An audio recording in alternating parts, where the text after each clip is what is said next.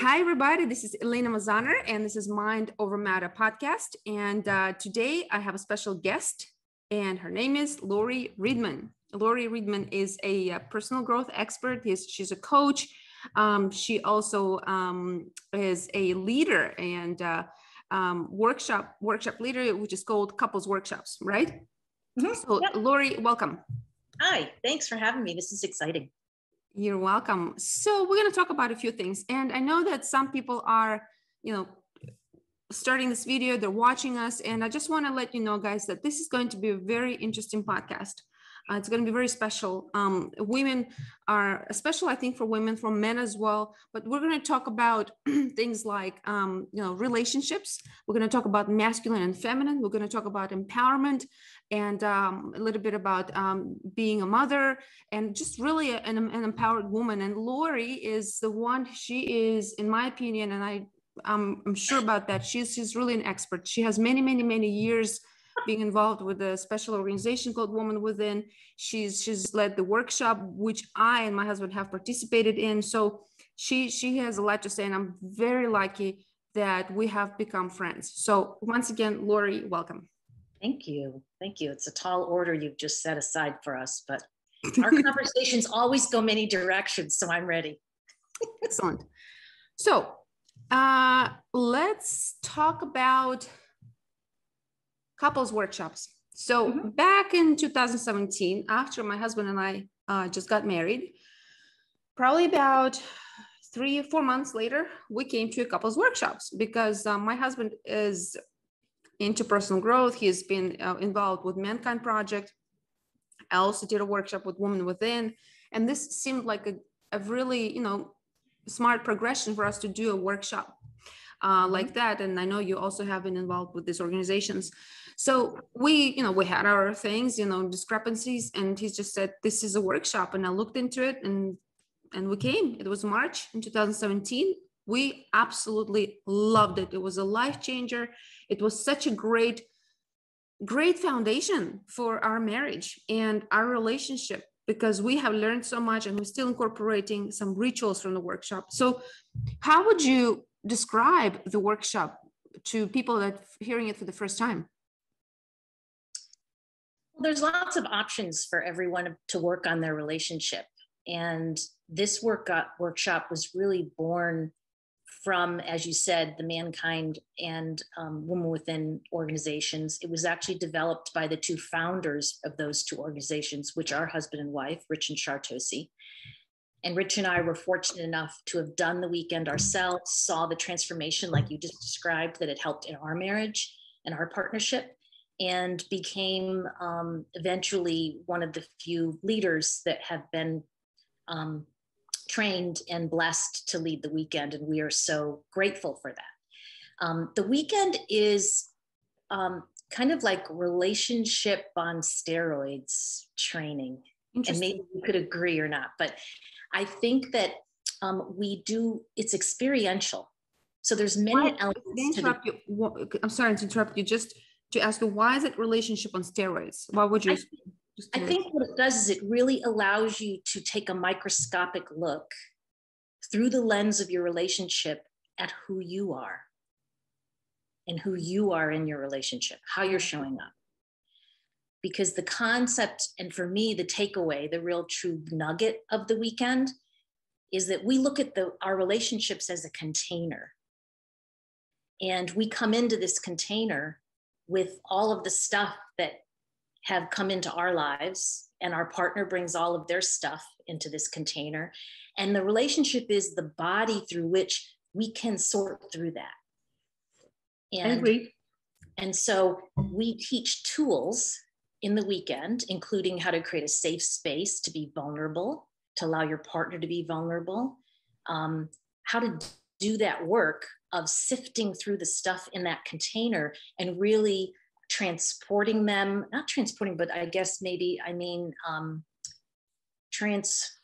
it into something that's beneficial.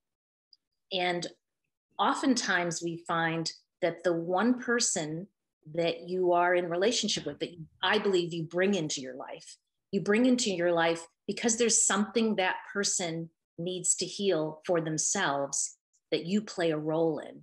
And So, by playing a role in that, you're going to heal something in yourself.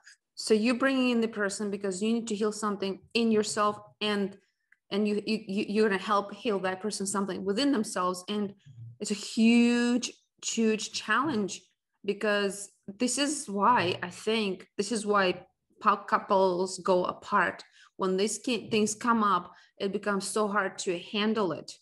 And I found it through our relationship that as we work through it with the tools, certain emotional literacy, with certain tools, it actually brings us closer, much closer, Because I think, again, we can find our true authenticity, and we can provide the opportunity for a partner to find theirs.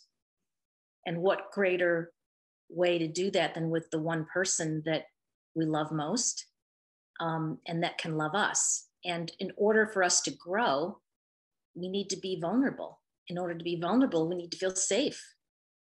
And those are all elements of things that we touch upon in the couples weekend, and that I work with couples in my relationship coaching, is to provide the ways through which you can invite that into your relationship. Because let's face it, being in a relationship is hard, especially, very hard. Yeah. Especially now. I mean, life is hard. We're just coming out of a pandemic. Depending on whatever stage you are in your life, career can get in the way. Parenting is a challenge. Co-parenting is even more of a challenge. And then you grow and change. You're changing yourself. Who you are. You become different after time goes by, right?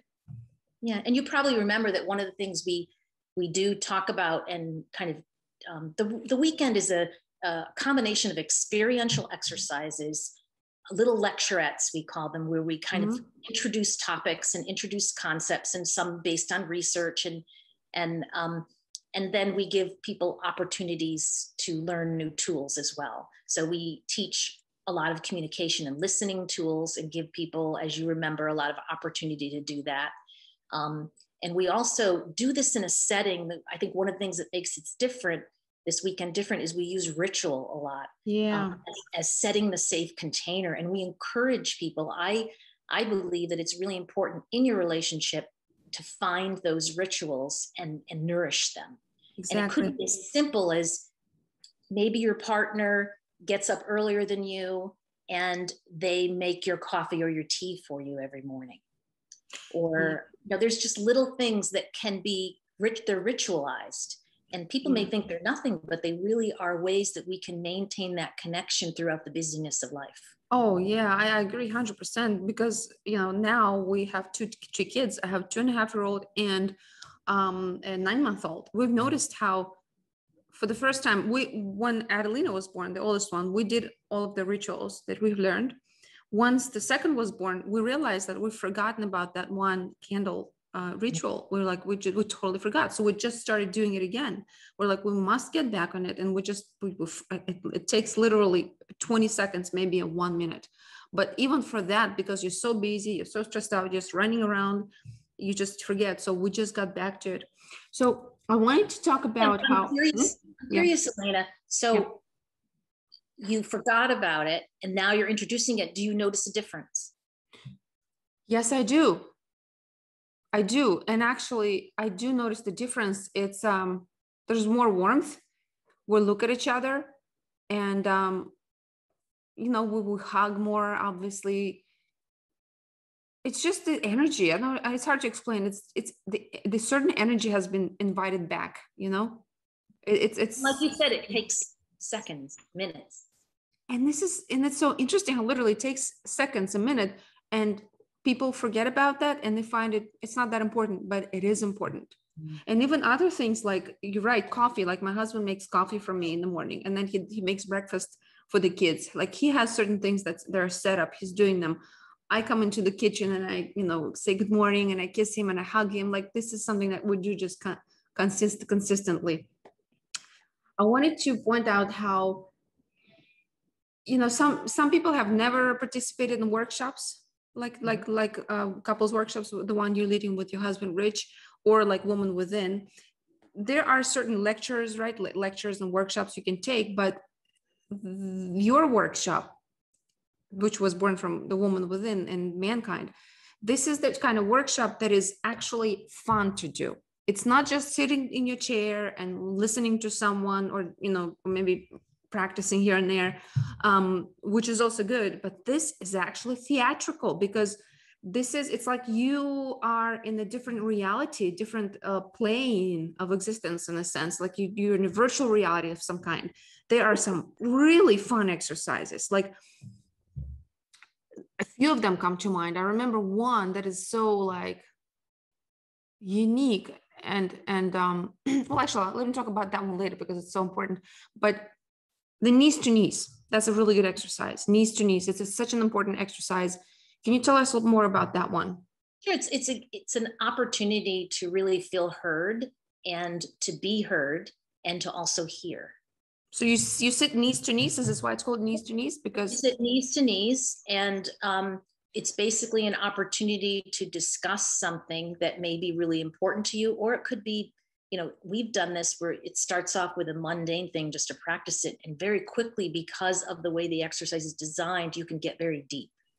Yeah. Because and there's lots of active listening exercises out there that you can learn, which this is very similar to it. But I think there's something about creating the intention of truly being there for your partner and letting them explore and share and go deeper in their own thought process, and just holding space for that and allowing them to, one of the things we talk about on the weekend is the razor's edge, which actually is from John Wellwood's work, who's a wonderful writer about relationship. But he talks about being on the razor's edge, and that's where growth is. And of course, a razor's edge is uncomfortable. It can be a bit painful, and you don't usually want to stay there very long. I think the knees to knees process, one of the magic is that it allows us to find and navigate our way to our own razor's edge and to share that with our partner, because it's when we're on that edge that we are ready to for some self-discovery, for something that's going to help us push through perhaps a challenge that we're having that's showing up either just in our lives or that we want to share with our partner or in our relationship. I think the idea there is that sometimes in relationships, we're trying to say something and we feel like the partner isn't understanding or hearing us, or, maybe even the experience can be such that he or she is dismissing us and what we're saying. So I think that exercise is allowing you to speak your truth, what you're feeling, and your partner sitting knees to knees is repeating exactly what you're saying without adding anything, without inventing anything, but literally repeating, right? It's like, yes, and, right? Something like that. Like I'm thinking, not thinking, and it's important to not, for me, as I speak, not to speak about their experience. In other words, not judging, like you are angry at me. That's not how you start, right? You speak more about, I feel, so it's from the I statement, right? I feel like if I think he is angry, so I feel, how do I feel as a result? I feel unheard. I feel unheard when you pick up this, I don't know, your phone. Yeah, I feel upset when I see you picking up the phone and talking to your colleague. Right. So in a normal conversation, the person's going to get defensive and say, well, I needed to answer that text. I was still listening to you. But the knees to knees process allows for space. So there's no defending yourself. There's, you simply are there to listen. So which means the other person is saying what? Like if I say, I feel upset when I see you pick up the phone and speak to your colleague first thing in the morning. So the other person would be saying, what I hear you say is that you get upset when I pick up the phone and speak to my colleague first thing in the morning. Is that right? Yes. And more? Such a relief. Is there more? And then you see, guys, Lori said, is there more? And then like, whoa, yeah, there's more. And it's then an invitation. It's an invitation. And when we can really feel being invited to share what we're feeling, something happens. And if our partner is meeting us at a place where they're open and the space allows them to take a step back and not be defensive. That's a key to learning this exercise and practicing it. And I think we've probably shared, I know we've shared on the weekend, I don't know if we did on yours, but a funny story of, you can practice this in a pizza parlor, trying to decide what type of pizza to have. And the founders of MKP and One Within, when they were teaching us how to do this, they shared a story of how they just decided to when they were developing this practice, they said, well, let's just practice it. And they were in a pizza parlor and they were talking about, well, I don't know whether to get pepperoni or plain. And she said, well, what I hear you say is, you don't know if you want to get pepperoni or plain. And it ended up within minutes getting to a core issue where this person was never asked what they wanted. Interesting. And who would have known you would have gotten there from selecting a pizza? But because you create the container, the space, you can quickly go to a place that you never thought you'd go to. And how wonderful to have a partner to witness you in that place. Because isn't that really what relationship is about? It's about catching each other when we fall and being there for each other. Yeah. Yeah. It's so great. And this is something that, as a coach, this is something we also practice with our clients, right? The bottom lining, if somebody's sharing something, we say, what I hear you say is this and that. Is that right? Yes, it is. So that's a rapport building, technique, right? So when you do that with your partner, not only does your partner feels heard, but you actually develop empathy, natural empathy, because you feel your partner is relaxing. Your partner doesn't have that need to keep pushing or explaining or defending. They also relax when you repeat something that they're saying word for word. And then you see them relax. Yeah. I've seen people's entire body structure change when they've been heard.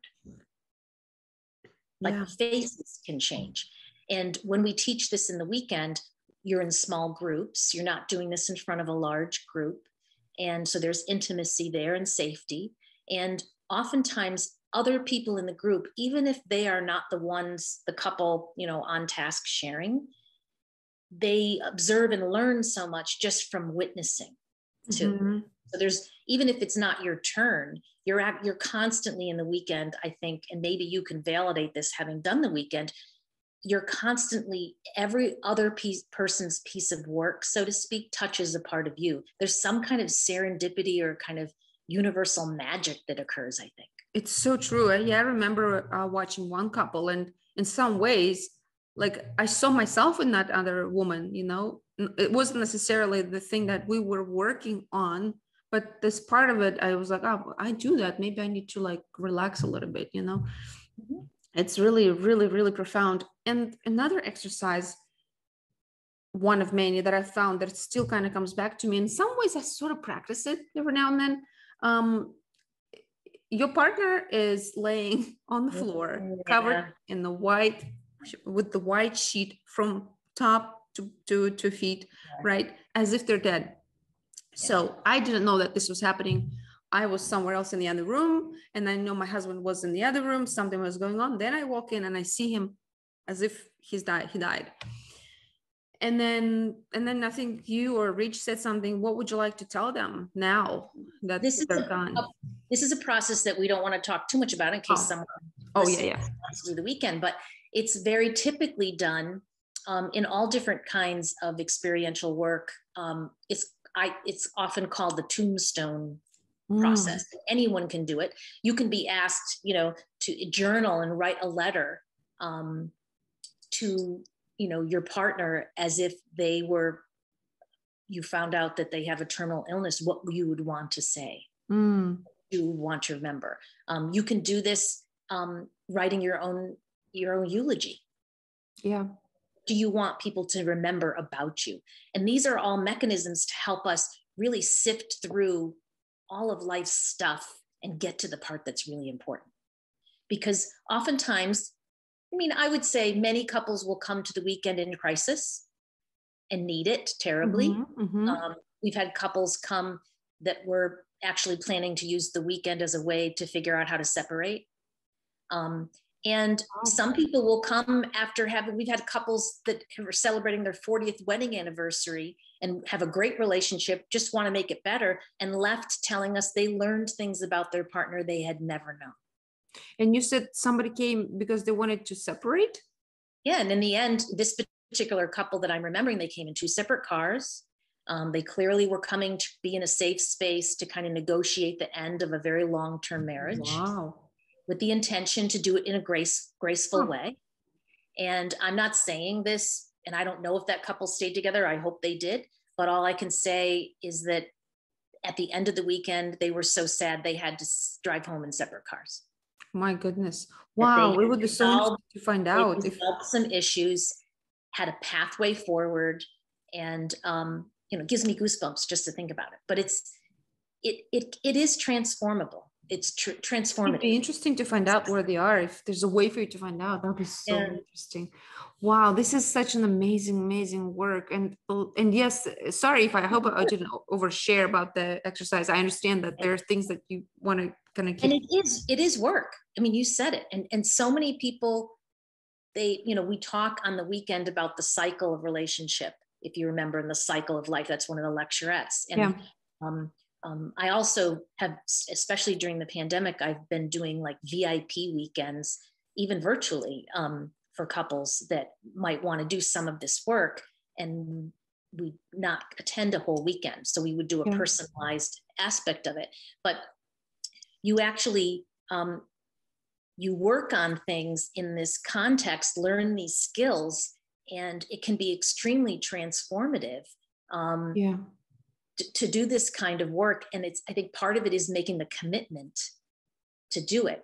Many couples will go through difficult times in their relationship. We all do, right? You have kids, you've got young kids, it gets very busy, it's easy to drift apart, careers get geared up, other life events happen, loved ones get sick, people die, all kinds of stresses can happen in our lives. And oftentimes we don't take the time to connect, and we lose our way.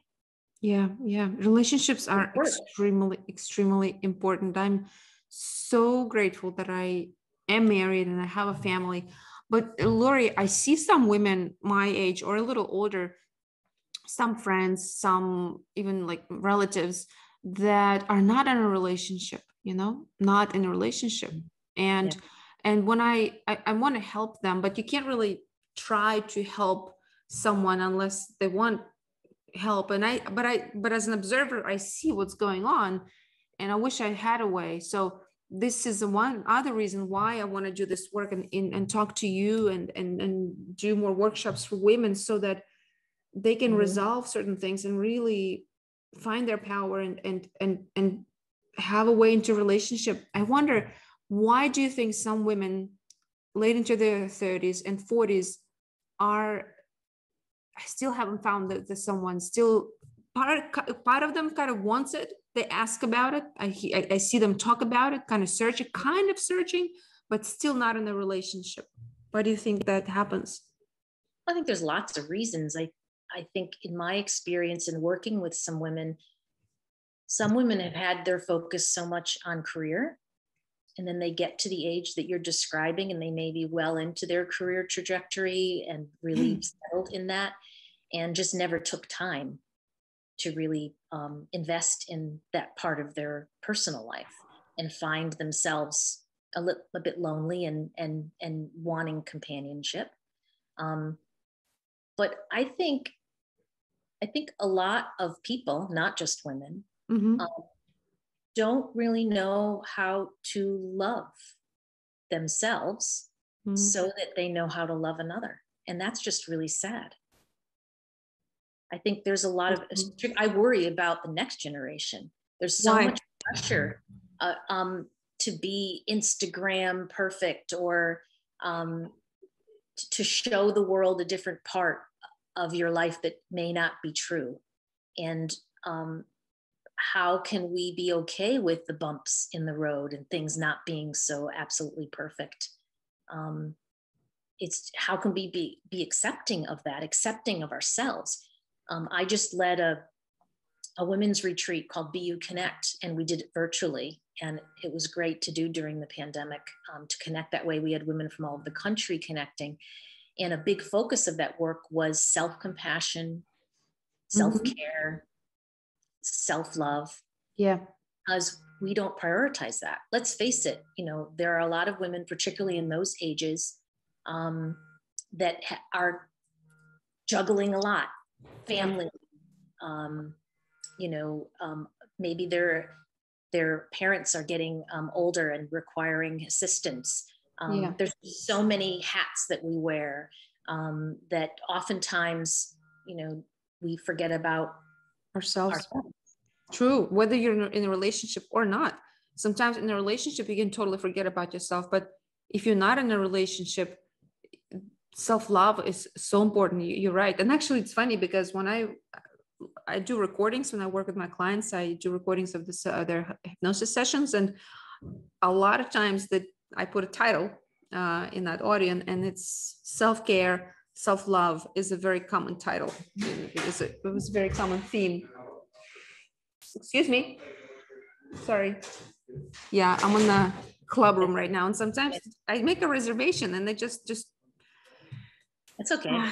Anyways, so, and yeah, that's a very common title, and it's very, very, excuse me, very important for women of all ages, from all walks of life, all backgrounds, and men too, not just women. We're talking. I have daughters. My oldest just turned 30, and then my other two are in their 20s. And I've been talking with my youngest daughter, who just started her career, graduating from school a year or so ago. And I'm working with her to develop a mini retreat for young women that age, because she's finding that many of her friends, they feel this pressure to make the right decisions, to set their life all up, and to answer, I even think of kids going into college now. They're supposed to know exactly what they want to do and apply to the right college and the right major. And there's really no room to explore. And so I'm working with her because I'm certainly not that age. And so I want to make sure I create a program that's appropriate for women that are just embarking on their lives, just, starting on their life journey, making choices and decisions for themselves, and to help them incorporate self-care and self. Because I think my daughter's generation thinks that as selfish. How's that? Interesting. And that's the one who's 30, right? No, this is the one that's the youngest one. Right. So she thinks it's selfish to care for yourself, but care for yourself in what sense? Like, do therapy, go to spa, do meditation, exercise? In what sense? To me, I think it's any invest in yourself. It's anything from, I don't know, putting your needs first instead of someone else's. Like it's kind of like that old. Don't you remember when you were younger and you'd be sitting around with some friends and like, what do you want to do? I don't know. What do you want to do? Right. It's like we don't even know. This actually hit me when I was a young mother like you. I remember I had started a business. I was super crazed. I was making decisions about the business, and I had two young children. And my husband finally says to me, take the afternoon, which that in itself is like, I shouldn't have to get him to babysit his own kids, but that's a whole nother conversation. We got through that. But anyway, I said, I have the whole afternoon. And I think I must have spent most of my time driving down the street, deciding to do something, and then pulling over and saying, no, I don't want to do that, and turning around and driving somewhere else. I didn't know what I wanted to do with those 4 hours. And I spent most of my time pulling over and changing my mind. And I was afraid that I had this precious time, like it was like this, you need to make this worth it. You know what? I totally relate to that, because my hours are so packed. Like I have an hour with you now, then I have an hour left to recite this. I'm shooting something next week. This script, right? Yes, it's so sad. I have an hour to read that and start memorizing. Everything is planned by the hour, and then I have to go home and make lunch for the kids, and everything is planned. And there are times when it's just this empty space. I'm like, this is like almost like, oh my God, this is an empty space. Okay, should I just maybe put cream on my face, but that's a waste of time. Now, should I put like, do my nails? Yeah, maybe do my nails. See, look, I put the nail polish. I was thinking maybe I'll do my nails here. So maybe just in between, like I'll do it very quickly. That's a great self-care thing, is, to find those times and be prepared. Yeah. Like be prepared to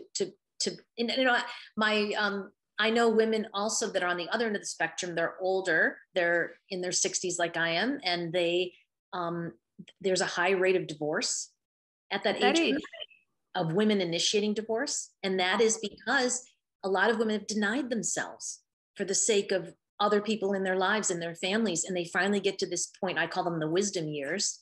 And they step into their crone, and they have this energy that they never felt before, this ability to say no to things that maybe they never said no to. So important.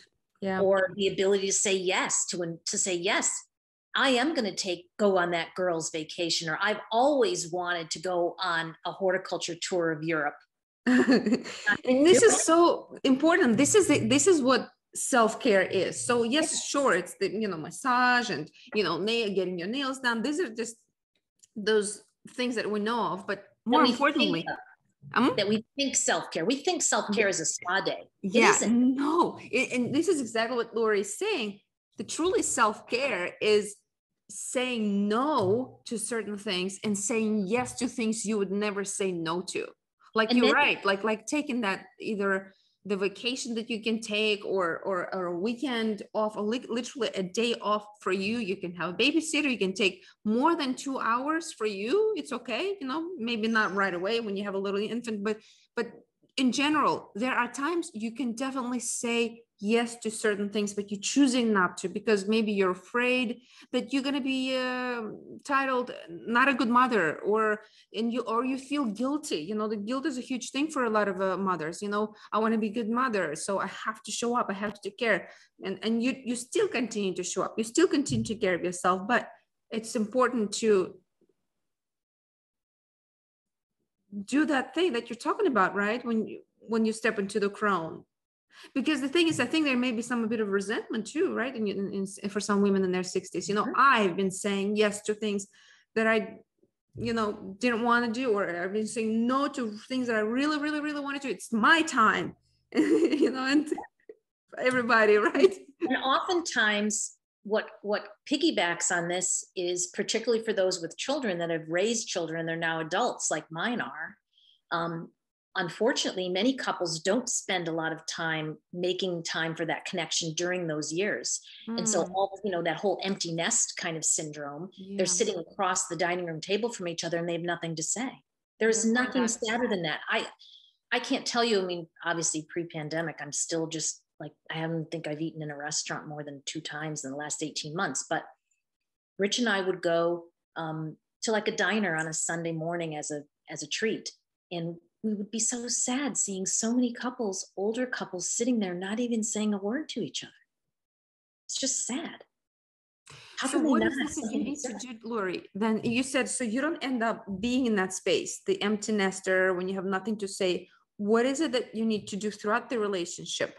It's those moments of connection, times that you take for yourself, just yourself and your partner, that just for you, right? Yeah. I think it's a balance, right? Yeah. It's a balance of allowing your partner to pursue their interests and supporting them in those things, and them supporting that in you, finding things that you can do together, continuing to learn, to grow, supporting each other when you're both going through a difficult time. It's truly listening, like we started the conversation off, and truly hearing and making space for whatever it is that's happening. And we deal with a lot of challenges in our life, and it's so much easier to deal with it if we're on the same page, or at least have a way to hear each other so that we can be more on the same page. It's and I personally consider myself so lucky that I'm sitting here. I have 2 young kids, and I'm sitting here doing a podcast, and I wrote a script. I'm going to be shooting something next week, and I'm able to work with clients. I'm lucky that I have a babysitter right now helping me with my little one, and my husband waking up early in the morning to make breakfast for kids. It's just like, he's so supportive. I'm so grateful. And but he's also very, he's experienced, of course, he has certain kind of experience, and he's done a lot of work, personal growth work. So did I. So I'm very grateful for that. Lori, there are other things that I wanted to talk about. So in the workshop, there's a part of a ritual, there are exercises, there are little lecturettes, as you say, and then also a bit of, I can't remember, was there something about archetypes as well in the workshop? Archetypes? There's a second couples too that really delves a lot into archetypes. We talk a little bit about that. But we also talk about masculine and feminine as an energy. Let's talk about that. What is this, the masculine and feminine? Because, we know Carl Jung was the one who's really been a proponent of archetypes and the energy. Is this a real energy? Is this a made up thing? What is it? Well, I think it's really yin and yang. It's that we all have parts of ourselves that are agency, that are more masculine, that, get us to start things, to do things, to protect, and to challenge and to initiate. And then there are also parts of us that need to be compassionate and listening and nurturing and mothering and, cultivating and making space and being gentle. And so all of us have those parts of ourselves. And so what we try and look at on the weekend and through relationship is to provide space for both of us to dance with those energies. And we may use examples in the weekend that kind of ramp up that energy that's different than what you would normally feel, but to get you to identify with what that might feel like, so that we can flow in that yin and yang, to create balance, both within, but also within our relationship. And it could be within all our relationships. I mean, I think a lot of the things we teach on the couples weekend, you could use with your boss, you could use with your immediate family members, with your neighbor, with your best friend. It's really all about meeting each other where you're at. And by doing that, you're encouraging the other person to become more and more authentic with you and to strengthen the intimacy of the relationship.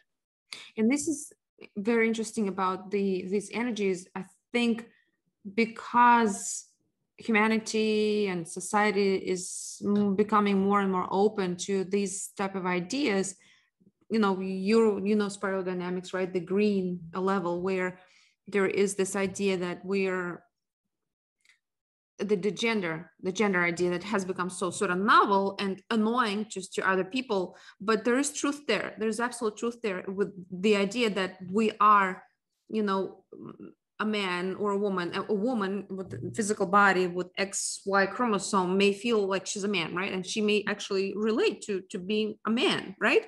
And in situation, it can be transgender, or same for men, right? They can feel like a woman because of that energy. So it's the inner energy. Maybe it's a little bit more than the other, right?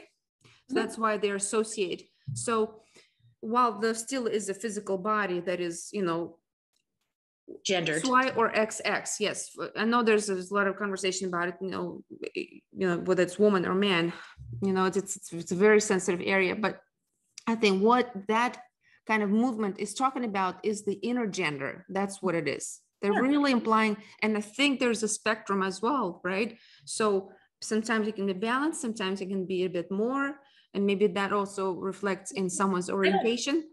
I don't see it as being imbalanced. I think it is what it is. And I believe society is finally creating space for people to truly step into where their normal is, where their balance is. And it's a sensitive topic, but I think that it's about time. And, my hope is that we can be accepting no matter where people are at, and let them be who they are. And some people are just discovering that, like it's a form of discovery to figure it out. I don't know. It's not something I'm very well versed in. Yeah, same here. I'm just observing where the culture is with it, and how it's causing some cultural wars. I'm not, a proponent of strictly one or the other, but I'm just seeing it as an observer, and I see the value in the gender. That's why we start talking about how there's feminine and masculine. And also, I wanted to kind of read this to you, and some of these examples come from Jeff Salzman, which the Daily Evolver podcast. And some I just picked up somewhere else, and I want to see what you think about it. So feminine is about surrender. That's something we've learned in the weekend. Surrender. Masculine is about conquest, right? Yep. Feminine. Now this is what Jordan Peterson is talking about. Feminine is chaos. Masculine is order. And this is something that people are not, happy about, especially strong women, because that makes them feel, or you think that we are all chaotic, like all over the place, like it's, I don't take that to mean that. I think that means to me complexity and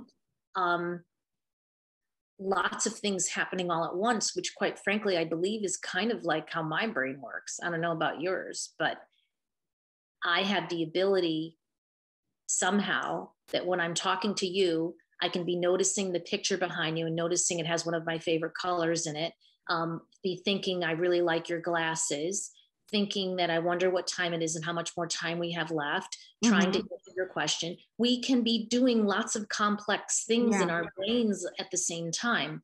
Now, I'm not knocking Rich, my husband, but he and I oftentimes talk about when I come to him with, I need to ask him a question or I need his opinion on something, and he is heads down doing something. That he goes, look, I'm in the box. I'm in this box, and just let me be in the box. I'll answer you later. He is not able to jump out, answer something, and then come back. It's not that he's limited. It's not, what did you say? Women are chaotic and masculine. Order. So I think that's another way of saying that, right? Yeah. One thing at a time. My husband usually says one thing at a time. And it's not to say that any gender can be balanced in either of these places. In your partnership, there's times when someone needs to be in that multitasking place, and the other person, there are times when you need focus and attention to one thing. So and this comes from the physical. Sorry to interrupt. It doesn't just come from the physical, or it does, or is it this energy? Does it come from the energy of the masculine, or is it still connected to your brain, the masculine brain or feminine brain? I don't know. That's another question that people are raising. There's so much new research about neuroscience, which quite frankly, if I were to go back to school, I'd be a neuroscientist. I find it so fascinating how much they're learning about how our brain works. I think it used to be that they used to think the male and female brains were very, very different. I think there are probably some aspects of truth to that still, but I think they're learning more and more that there are just different pathways that are maybe even culturally influenced more often and influenced. And so that's why we become the way we become. That is why Ken Wilber talks about in that green meme, which comes from the orange meme and spiral dynamics, is not just the equal opportunity, but equal outcome. Because equal opportunity that was set, institutions and help to minorities or, underrepresented groups and women, there may not be enough. So equal outcome is important because you actually go out into those communities, you go to women and show them and tell them, you can do this. This is how it can be done. And then you kind of encourage that rise in those groups and societies, or, certain portions of the society. That's the equal outcome, which tells us that, yes, there is a difference in the body, there is a difference in the brain, but we can see women who are able to do similar things, like run a company, right? Think strategically, think analytically, follow order, right? And maybe it is possible that they are channeling certain kind of masculine energy, like it's a different domain, and are able to get these things done, So it's just so interesting. Yesterday I had a podcast with Todd Jason, who studied Robert Bly, Michael Meade, and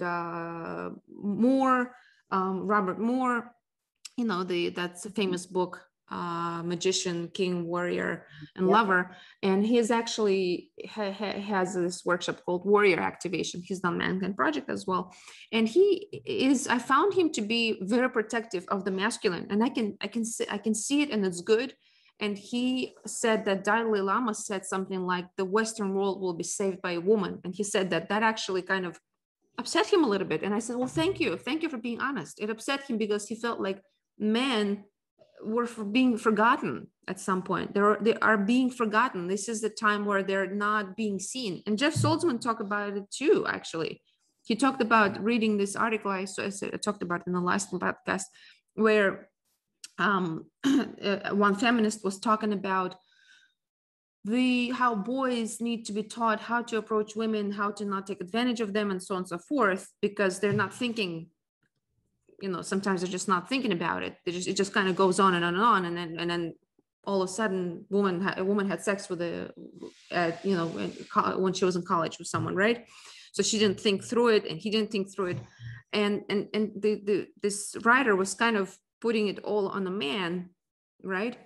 Jeff Saltzman said, well, how about we don't just look at educating boys, but also teach young girls to say no. Mm-hmm. You know? It's very important. Very important.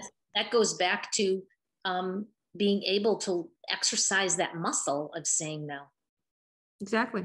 You know, you kind of, you want to exercise the muscle on the little things. So when it comes to the big things, it's a reflex. You can do it. Exactly. So so there are differences, and there's an inner energy. So let's go through the rest of the things, and I'm not going to hold you more than an hour, just letting you know. So we'll finish here in 15 minutes. Okay. Mm-hmm. So feminine, that's from Jeff Saltzman. Feminine loves to be adored. Masculine likes to adore. I agree with that. What do you think? I think I agree with that, but I also think that inside every human is someone who wants to be seen, loved, and adored for who they are, no matter what gender they are. That's true.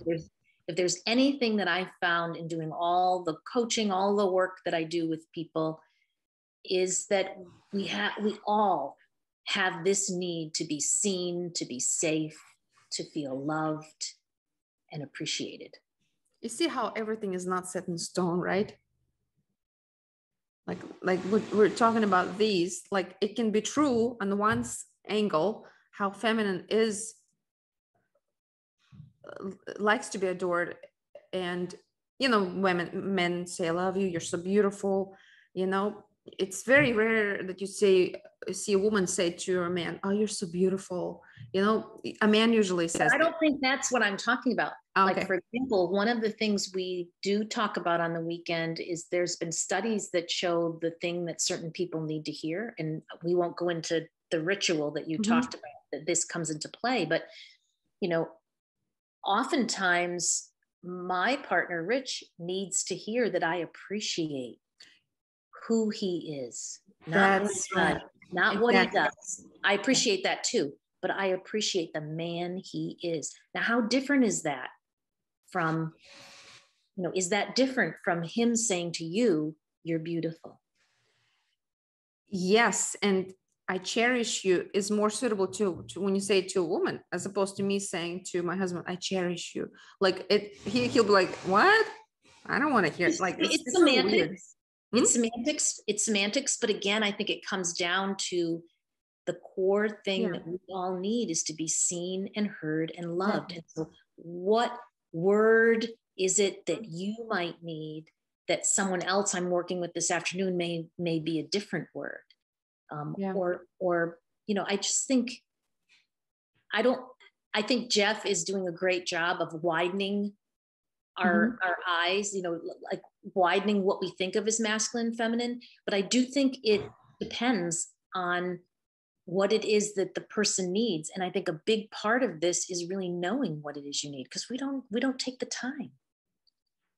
See, what I'm hearing from you is you're actually one example of someone who's seeing the conglomerate of the feminine and masculine. and the similarity. This is a different angle. So it's not like just like this strictly feminine, this masculine, that you're actually seeing it in both. And it's good. It's good because we're being multi-perspective here, right? We don't want to be rigid in one way of thinking. So well, think of the yin and yang symbol, mm-hmm. right? You know, the one that's black and white. It's a circle, and it has the black and the white. If you look at it, they're both equal. Yes, but then maybe what needs to be, let's say for this one, feminine is about spontaneity, masculine is about discipline. So maybe when a man is being spontaneous, like maybe he's channeling his feminine. Maybe. It's a possibility, right? Sure. Why not? But maybe not. Right? Well, I think, I don't know. I've known men that can be spontaneous. And we don't know whether it comes from masculine and feminine, right? So then that lens is good to have, but that's not the only lens, right? To look at things and expressions. Think of it as, you know, when you're learning a dance and you're learning to dance with your partner, let's say you're learning the waltz, the tango. Someone has to lead. Yes. And someone has to follow. You can't have two people trying to direct the dance because that's a disaster, right? So I think this is all about being in partnership with whoever we're in partnership with our life. It could be our life partner. It could be you and I having this conversation. We have to take turns sharing what we think and giving space for you to respond. And sometimes there's bumps because I tend to interrupt people a lot. So I apologize for that. But it's a dance, right? And it's the same thing with dancing. It's the same thing with moving through these energies in our lives. Sometimes we are going to take initiative. Sometimes we need to step back. Yeah. It's recognizing where are the patterns in your life that you do this. And oftentimes in couples, the difficulty happens when around a particular issue, they're both exerting the same energies. Which is like too masculine? Or whatever. It could be, you know, they have to save money to buy a house and no one's disciplined enough to do it. It could so be, maybe it's two of the, okay, so maybe it's not too masculine at the same time. whatever. It's just two opposing ideas, two opposing archetypes. You have to have someone, you have to have the give and take, the leading and the responding, the listening and the sharing. So sometimes it's neither masculine nor feminine then. Neither masculine nor feminine. We can just leave that apart. Sometimes it's just, I don't know, that I see it really as energies that we all need at different times in our lives. There's different times in our lives when we need to be focused. There's different times in our lives when it's good to see the whole picture. But when you say energies, you mean feminine, masculine energies? Sorry, just trying to get really clear. Or other energies, something else. Well, if you look at it through the lens of masculine and feminine, those are two different energies. But I think there's, you know, if you look at archetypes, there's the lover energy. Okay. The warrior energy, you know, there's that from that lens, exactly. There's the king, the queen. The Joker. Oh, the Joker. That's a fun one, right? Dangerous one. Or the magician, some people call it. But I think that, you know, that's a whole nother conversation. And it's not one that I'm very well versed in. I find it interesting, but there are experts out there that are really into archetypal energies and how they play. And I think you do this too, but in my coaching and doing some NLP and some other things, I often, if it's appropriate, will work with someone to kind of look at who their counsel is and really different aspects of themselves, help maybe address a challenge they may have or to make a decision. And we may sit around the table, you know, their leader, their warrior, their child, their mother, all the different aspects of themselves that make up who we are. And that can be very helpful to listen to different parts of ourselves that maybe we've been ignoring, because I know that when I've been ignoring a certain part of me, they just get louder and louder until I have to listen. That's very interesting. Yes, like a council, it's having a table. I think there's a workshop called Next Up. It's also, you know, one of the organizers leaders, from facilitators of the Mankind and Woman Within, also put up that project Woman Next Up. They really explore this NLP technique called parts work. Yes. And that's exactly what Lori is talking about, where you envision that table and where you see those two different parts, and they will come up. There's, you'll give them names and you talk to them. You give them voice for self-expression. Carolyn Myss talks about how we arrive on this planet with 8 archetypes, and it could be true too. There's some core archetypes. An investigator, a lover, an athlete. It's also an archetype, or an athlete. An authority, a guide. A guide can be an archetype. A teacher, a storyteller. I know that I have a storyteller archetype within me. A writer, writer archetype. And so sometimes it's important to, I think, Lori, you have connector archetype. Networker. You're a networker, connector. You have very strong archetype of that one, because you are very good with relationships. It was so easy to become friends with you, because, and actually I'm learning it from you. You have this ease of just connecting with people and creating relationships.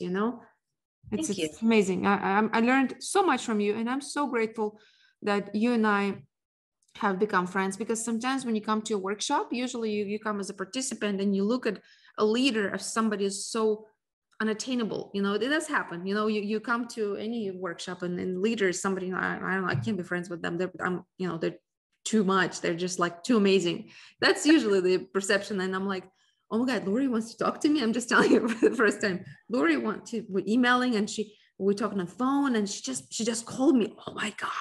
And then we became friends, so this is just amazing. I'm very thankful. I think that people come into our lives for reasons. And I think you've hit upon something that is a big part of my life. Is I love to connect people and to be in community and to create community. And it is a big part of who I am.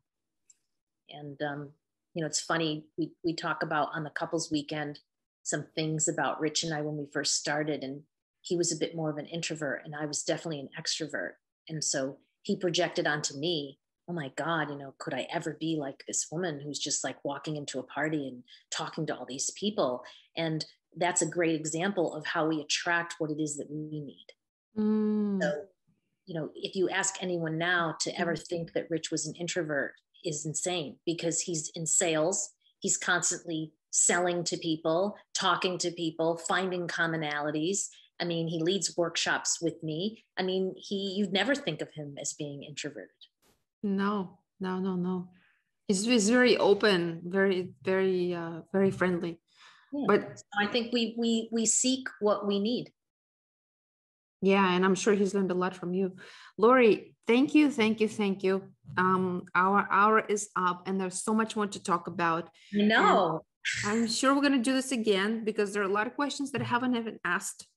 So let's definitely do this again in the future. This is our first podcast together. You're welcome. You're welcome. You have a great day, and keep up with this. This is wonderful. I think having conversations with all different types of thinkers and just sharing them for other people to listen to, I think is a wonderful gift. It is. And we're going to put your links down below, right? For the couples workshops, and also your my website. Coaching. And then, I have a Facebook page. I'm working on Instagram. My kids are trying to push me in that direction, but I just don't, it's like not enough hours in the day, but I'd be happy to talk to anyone that might want to learn about the couples weekend, or doing a one-on-one training or anything like that. Do you have any couples weekend planned? We're working on it now that things are loosening up a little. Rich and I just sat down with our calendars, and we're looking at setting an in-person weekend that will be small. Mm-hmm. And we're also talking with the other leaders of the couples weekend about potentially trying our hand at a virtual one. The weekend will be a little different, as you would know, as you could guess, but we're finally trying to figure out how we could provide this opportunity to people in their own living rooms. Great. Thank you so much. You guys can follow Lori on Facebook and also Instagram. We're gonna leave all these links below so you can learn more about upcoming workshops. Lori, thank you very much. I'm gonna stop here, but I will say goodbye to you when I stop the recording. Thank you, guys. Bye.